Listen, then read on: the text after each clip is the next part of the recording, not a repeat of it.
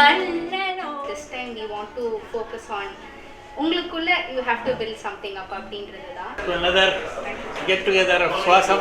It's always useful. நாலு பேர்ட்ட பேசினா you will always learn something new.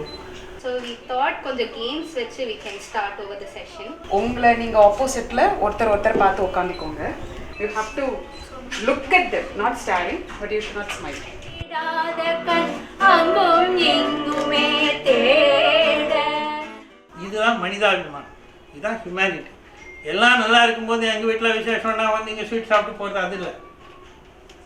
கஷ்டம்னு வரும்போது நம்ம கேட்கறதுக்கு முன்னாடி கஷ்டம் தெரிஞ்சுட்டு வந்து ஹெல்ப் பண்ண பாருங்க.